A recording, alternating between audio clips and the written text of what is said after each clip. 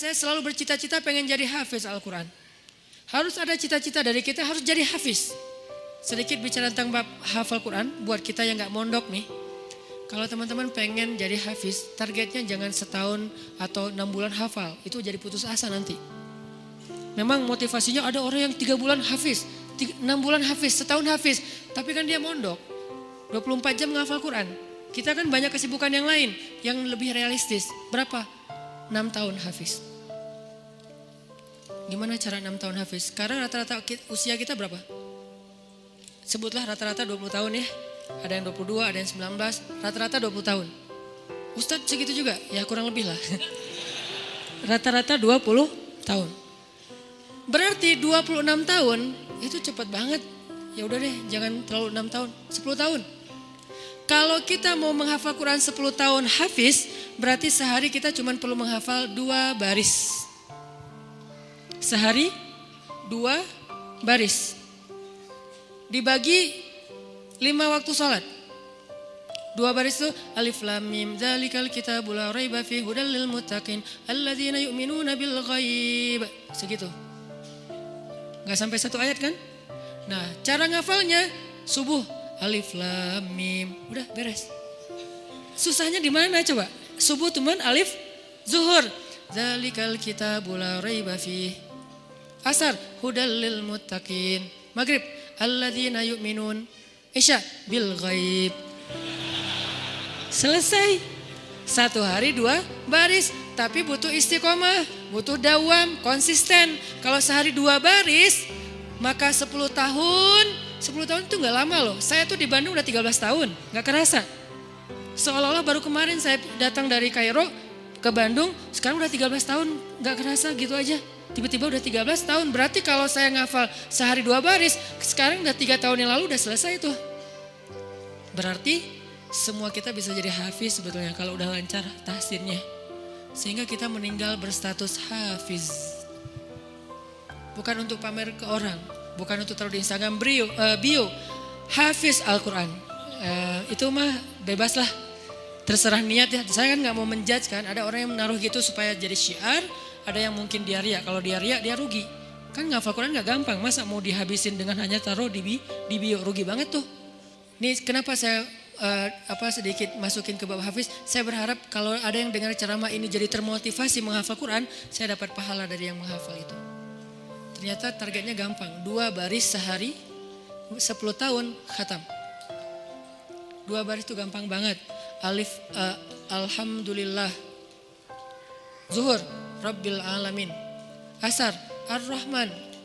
Maghrib, Ar-Rahim. Segitu doang ngafalnya, gampang banget.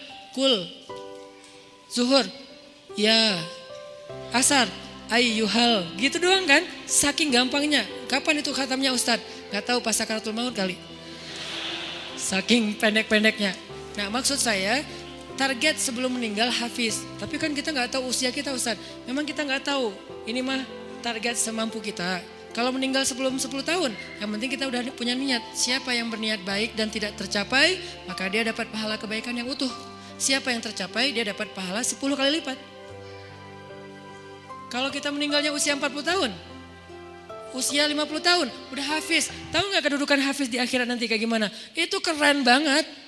Harus cemburu kita sama orang yang hafiz tuh. 1, dijamin surga, kalau dia ikhlas, dijamin surga.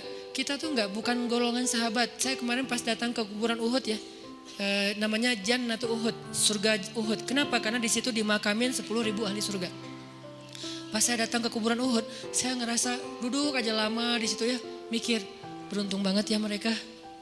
Semua dijamin surga. Duduk di kuburan Uhud itu nggak ada serem-seremnya. Benar-benar namanya surga Uhud. Karena kayak kita duduk di atas taman surga.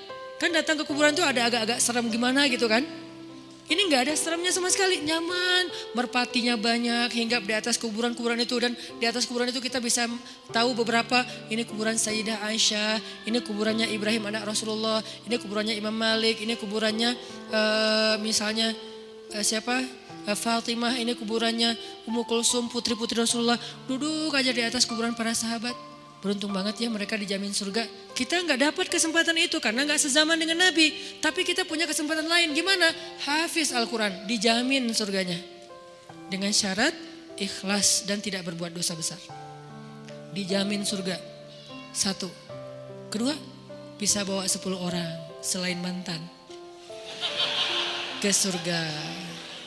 Kasihan juga ya mantan ini ya. Makanya jangan jadi mantan. 10 orang. Siapa aja?